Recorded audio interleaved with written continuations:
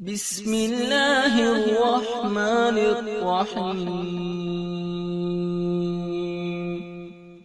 शुरू अल्लाह के नाम से जो बड़ा मेहरबान निहायत रहम वाला है।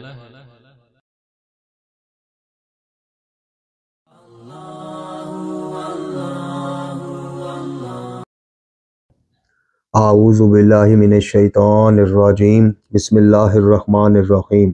अल्हम्दुलिल्लाहि रब्बिल आलमीन व सल्लल्लाहु अला मुहम्मदिन व अला आलिहि तय्यबीन व ताहिरीन अल मासूमीन व लानतुल्लाहि अला अदाइहिम अजमाइन।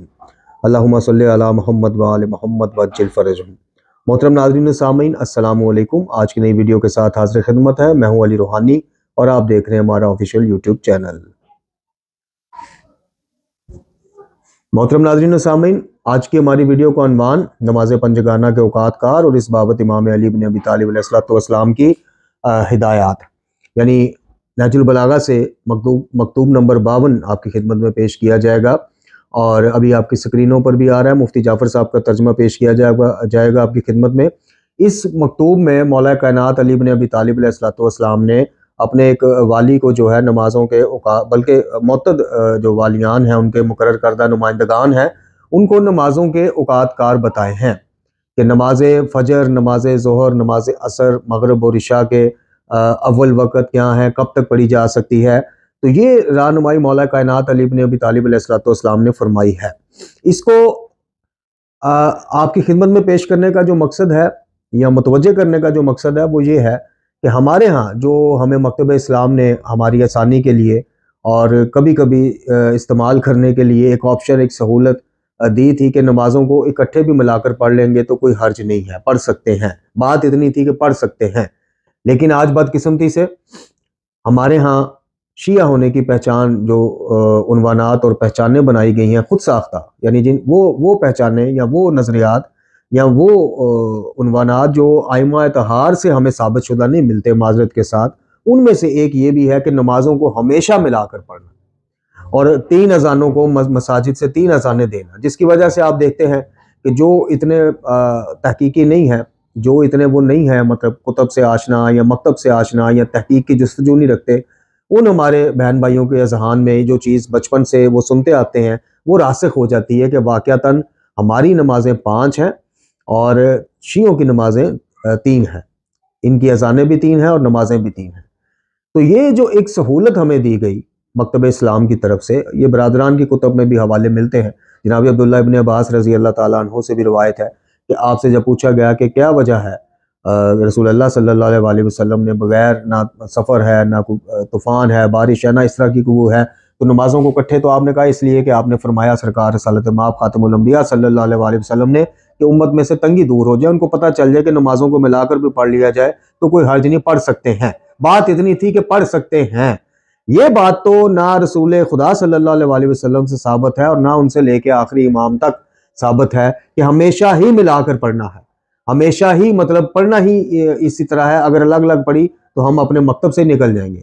जिस तरह के बरादरान के यहाँ ये बताया गया, या ये थोड़ा सा वो दूसरी इंतहा पसंदी की तरफ चले जाते हैं कि अलग अलग ही पढ़नी है, मिलाकर पढ़ी तो हम शिया का लेबल लगवा बैठेंगे या शियों की नकाली कर बैठेंगे या शियों जैसी जो है वो नमाज हमारी होगी। तो हमारे यहाँ भी इंतहा पसंदी अपने रूज पर, खासकर बरसगीर पाको हिंद में, कि आप बड़े बड़े मदरसे देख लें, शायद ही कोई मदरसे कोई 2-3 गिने चुने हों जहाँ 5 अजानों की आवाज़ आपको सुनाई देती हो, 5 जमातें होती हों। अदरवाइज अक्सरियत आप देख लें, 97-98% आप देख लें कि मिलाकर नमाजें पढ़नी है, जोहर पढ़नी है 10-15 मिनट 20 मिनट के वक्फे से, शायद इससे भी कम वक्फे से, यानी पढ़नी उस टाइम है कि जब 10-15 मिनट बाद असर का वक़्त हो जाए। इसी तरह घरों में जो फरादा नमाज पढ़ते हैं वो हमने देखा कि वो बिल्कुल मतलब उन्होंने वाजिबियत सी कैफियत तारीफ की हुई है इस बारे में, और इसको बिल्कुल एक पहचान और एक उन्वान बनाया हुआ है कि पढ़नी ही इकट्ठी है, जोहर असर और मगरिब इशा हमेशा मिलाकर पढ़नी है। और जब दलाइल देते हैं तो फिर वो मतलब कि हमें वही बताते हैं कि जी पढ़ सकते हैं, मुज्तहिदीन के फतावे दिखाते हैं। भाई मौला कायनात अली इब्न अबी तालिब अलैहिस्सलाम आज के इस मकतूब में आप सुनेंगे कि 5 नमाजों के अलग अलग टाइमिंग बता रहे हैं, औकात कार बता रहे हैं। अगर मामला यही होता तो आप सारी नमाजों के औकात कार मिलाकर बताते कि जोहर और असर इस वक्त तक पढ़ो, मगरिब और इशा यहाँ से शुरू करो यहाँ तक। आप सुनेंगे कि अलग अलग बताए। और किसी इमाम की ज़ईफ से सीरत से ज़ईफ रवायत भी हमें नहीं मिलती कि आपने कहा हो कि पढ़नी ही ऐसी है, पढ़ सकते हैं और पढ़नी ही ऐसी है। इनमें ज़मीन और आसमान का फ़र्क है। लेकिन आज जहां कड़े जंजीरें और इस तरह के उन्वानात हमारी पहचान बना दिए गए ज़बरदस्ती, वहां एक ये भी पहचान बना दी गई कि आपने नमाजें तो हमेशा मिला के पढ़नी। एक फजर है, उसके आगे पीछे ज़रा डिस्टेंस है, फासला है, वरना उसको भी किसी ना किसी एक के साथ नथी कर दिया जाता है नमाज के साथ। तो ये जो अलमिया है और इस पे उलमा की अक्सरियत की खामोशी, उलमा हक इस पे बात करते हैं, मानते हैं, तस्लीम करते हैं। खुसूसन किबला ढक्कू साहब ने इस बाबत अपनी नमाज़ें इस्लामी नमाज में भी औकातकार अलग अलग बताए और बताया कि फजीलत यही है अगर नमाज को उसकी फजीलत के वक़्त पर अदा किया जाए। उसमें हवाला जात भी दिए, कुरान मजीद की जो आयत है कि नमाज़ों को फ़र्ज़ किया गया है तुम पर उनके मुकर्रर औकात के, उसकी तफसील में भी आपने अपनी तफसीर में भी अपनी तफसीर फ़ैज़ानुर रहमान में गुफ्तगू की है। तो लेकिन अक्सरियत आप देखें कि वो इसी तरह बस, मतलब हमारे यहाँ एक बहुत मशहूर मदरसा है, सालों साल हो गए उस मदरसे से इस्तेफ़ादा करते हैं, वहाँ पे जुमे नमाज वगैरह इकट्ठी 3 अज़ानें और मिलाकर नमाजें, और अक्सरियत में आप देख लें तो ये आज हम नौजवानों को मुतवज्जे करना चाह रहे हैं अपने उससे नहीं। ये जो कहा जाता है कि जी उलमा के मुकाबले में, फुक़हा के मुकाबले में मुफस्सरीन के मुकाबले में, फलाने के मुकाबले में आप अपनी बात ले आते हैं, नहीं, हम नहजुल बलागा को लेके आए हैं आज भी हस्बे साबिक कुरान, नहजुल बलागा, सहीफ़ा कामला से। अकायद के ज़िमन में हम बाहर नहीं जाएंगे। और नमाज के बारे में कहा जाएगा जी फ़ुरू है, लेकिन इसका जो अकीदा जो बना लिया गया है कि पढ़नी ही मिलाकर है, उन अज़हान को हम थोड़ी दस्तक देना चाह रहे हैं कि आओ सुनते हैं, आप भी सुने, हम भी सुने कि मौला कायनात ने कौन से औकातकार वज़ा किए हैं, और क्या ये औकातकार वज़ा करने का जो इमाम का बताने का तरीका है ये इकट्ठी के हवाले से है या अलग अलग के हवाले से। तो मेरे भाइयों, फजीलत यही है, अफजलियत यही है कि नमाजों को अव्वल वक़्त में उनके मुकर्रर करदा औकातकार में अदा किया जाए, अलग अलग अदा किया जाए, ताकि मकसद भी पूरा हो। एक ही वजू से 2 नमाजें आप पढ़ सकते हैं, मैंने पहले अर्ज की कि पढ़ सकते हैं में और पढ़नी ही ऐसे चाहिए में बड़ा फ़र्क है। वो बेहतर होगा, आइमा उसकी हमें तालीम देंगे कि जबकि वो बगैर नमाज के भी हमें हालत वजू में रहने का हुक्म देते हैं, या वो ये कहेंगे कि तुमने हमेशा एक वजू से 2 नमाजें ही अदा करनी है, एक ही वक़्त में आनन फानन जल्दी जल्दी में स्पीडोमीटर की तरह नमाज को तो जनाब तसल्ली से। और एक रवायत भी है, रसूल करीम सल्लल्लाहु अलैहि वसल्लम खातमुल अंबिया फरमाते हैं कि मुझे वो जवान बड़े पसंद हैं जो बूढ़ों की तरह नमाज यानी अदा करते हैं, नहीफ होके, आजी इनकसारी के साथ, ठहर के, रुक के, और फिर नमाज के बाद तस्बीहात, ताकीबात और फिर दुआ। मतलब जब हमेशा आप इकट्ठा पढ़ेंगे तो आप ज़ाहिर है कि ज़ोहर के बाद आप तस्बीहात शायद पढ़ लेते हो, तस्बीहात ज़हरा सलामुल्लाह अलैहा जी, दुआ आप हम ये कहते होंगे कि चलें अब असर पढ़ के एक ही दफ़ा मांग लेंगे। तो कई उन्वानात ऐसे हैं जिससे हम सवाब जो है वो हमारा जो अलग अलग हमें मिलना है फजीलतों के उन्वान से, वो सम अप हो जाता है, वो एक में हम कर देते हैं।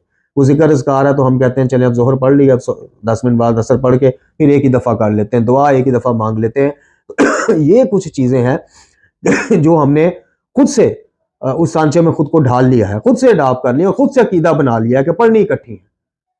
तो इजाज़त मिलना और बात थी, ऑप्शन मिलना और बात थी, ताकि तंगी ना रहे, कभी इकट्ठी पढ़ लें तो कोई हर्ज नहीं, बात इतनी थी। लेकिन हमने उसको पहचान बना लिया कि पढ़नी ही इकट्ठी है। तो चलते हैं जी, बगैर मजीद वक्त आपका ज़ाया किए। नहजुल बलागा, इसका मकतूब नंबर जैसे मैंने बताया कि 52 नंबर मकतूब है, आपकी स्क्रीनों पर भी चल गया है जी।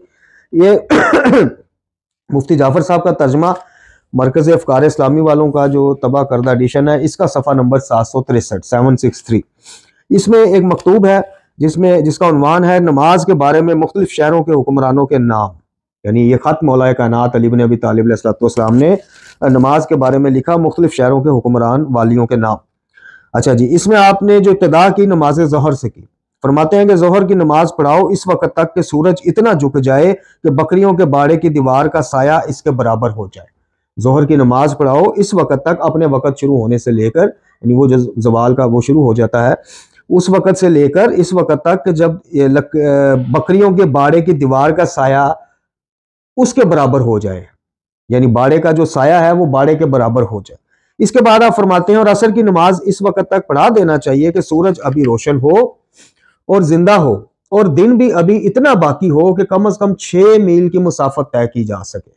ये नमाज असर का आखिरी वक्त आप बता रहे हैं। यानी हर नमाज की एक हद है।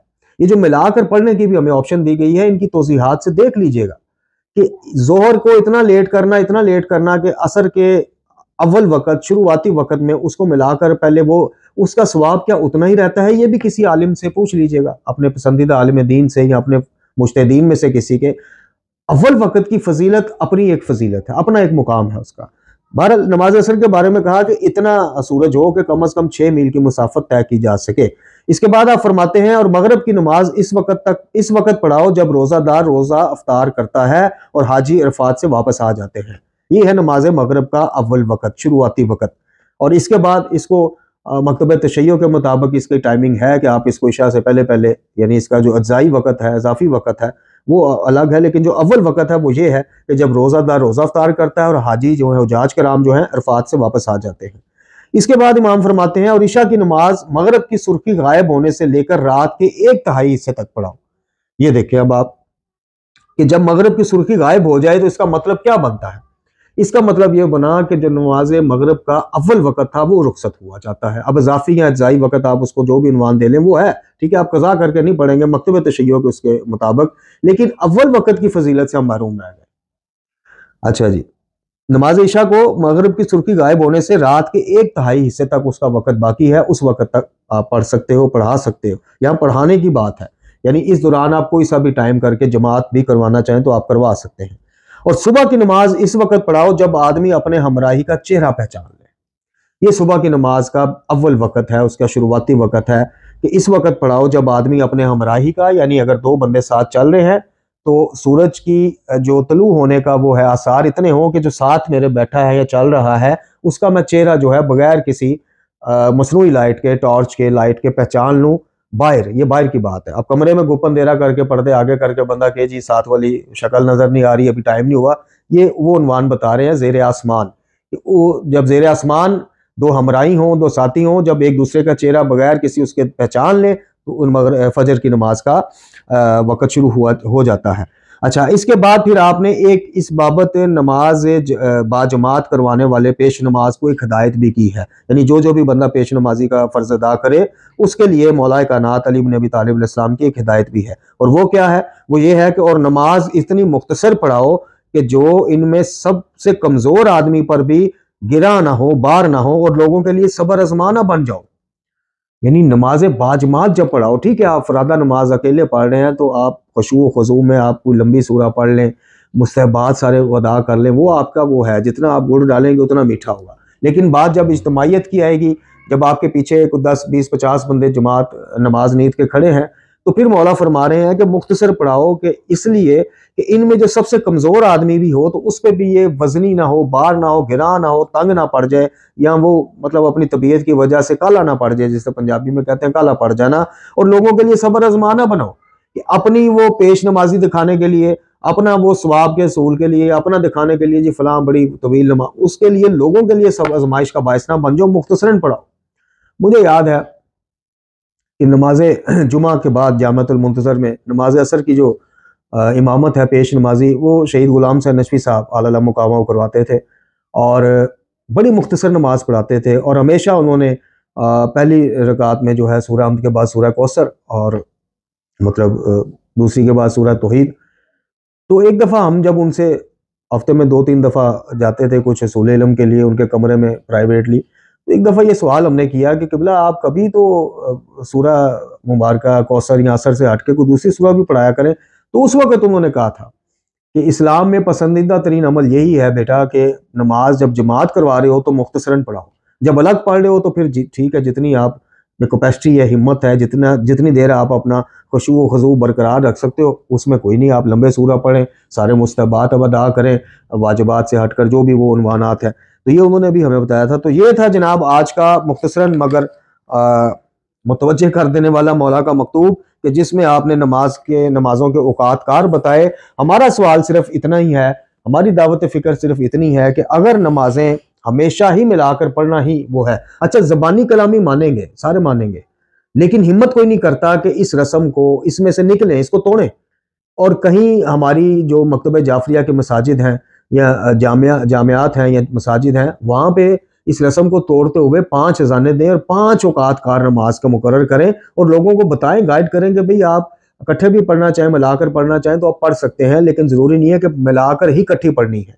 तो ये मानते हैं, एक्सेप्ट करते हैं कि हाँ जी बिल्कुल, लिखते भी हैं कि हाँ जी अलग अलग हर नमाज का अपना अपना फजीलत है, अपने अपने वक्त पर अदा करना चाहिए, लेकिन इनिशिएटिव लेते वक्त पता नहीं क्यों इनको शीयत खतरे में महसूस होती है। मतलब मुझे किबला ढकू साहब के मदरसे का यहाँ पता है, ये जामिया सुल्तानुल मदारिस जो है सरगोदा में, या मुझे जवाहर नकवी साहब का किसी ने बताया है कि वहाँ पे 5 अज़ानें होती हैं, 5 जमातें होती हैं। इसके अलावा अभी तक तीसरा मैंने सुना नहीं है, मेरे नाक़िस इल्म में नहीं है कि किसी और जगह भी इस तरह का हो। तो मानना या इकरार कर लेना वो भी सवाल पूछने पर वो और होता है, इनिशिएटिव लेना आगे बढ़ के एक रस्म को जब देखा कि लोग इस पर पुख्ता और रासिख इस कदर हो गए हैं कि इसको पहचान बना लिया है कि अगर हमने अलग अलग पढ़ी तो माज़अल्लाह पता नहीं हमारी नमाजें नहीं होगी, हम शीयत से निकल जाएंगे। लोगों के ज़हन से इस रसूमाती शीयत का बुत तोड़ने के लिए कुछ इनिशिएटिव लेने पड़ते हैं, कुछ स्टेप्स लेने पड़ते हैं, वो लेने से थोड़ा सा कतराते हैं। अब वल्लाहु आलम बिस्सवाब, ये क्या मजबूरियां हैं, ये क्या वजूहात हैं, या वाक़यातन कहीं इनके दिमागों में भी इतना रासिख हो गया है कि नहीं भी ठीक है। अगर लोगों की आसानी के लिए आप कहेंगे तो लोगों की आसानी के लिए मौला ने कहा कि मुख्तसर पढ़ाओ, ये नहीं कहा कि हमेशा मिलाकर पढ़ाओ।